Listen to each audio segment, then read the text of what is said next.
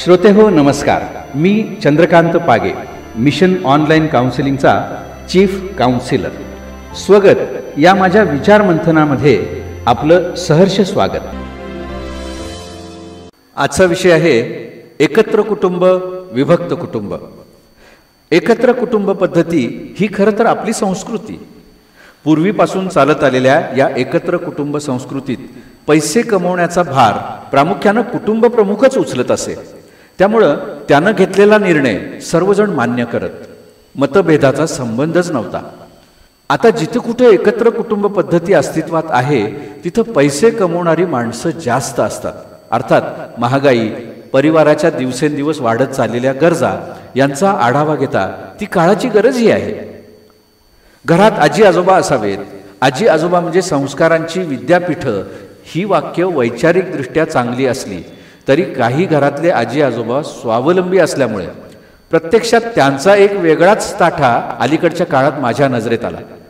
तुम्हाला आम्ही लहानाचं मोठं केलं ना तेवढं पुरे. आता नातवंडांची संपूर्ण जबाबदारी आमच्यावर टाकू नका.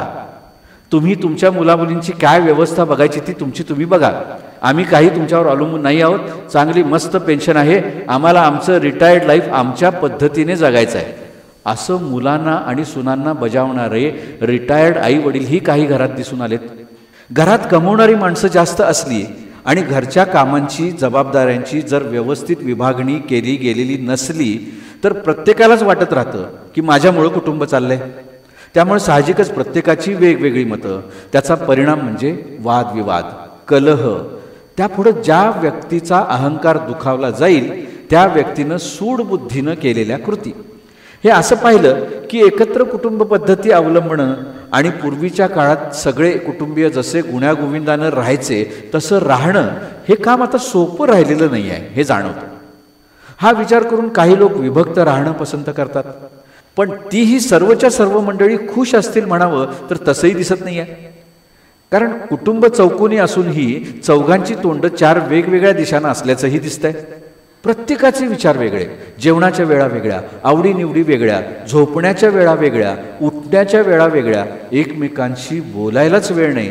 सगळंच सगळ्या बाजूनी विभक्त, सगळेच जण आत्मकेंद्रित. अशा पद्धतीच्या जगण्यातही काही सुख नाही आहे. श्रोते हो, मला असं वाटतं की एकत्र राहणं किंवा विभक्त राहणं ही ज्याच्या त्याच्या त्या वेळच्या गरजेशी निगडीत असलेली गोष्ट आहे. पण कोणत्या घरात जन्माला यायचं हे आपण ठरवत नसल्यामुळे ज्या घरात आपण जन्माला आलो त्या घरातील वडीलधाऱ्यांविषयी ऋणांची जाणीव असायलाच हवी आणि अर्थातच त्यानुसार आपलं वर्तनही.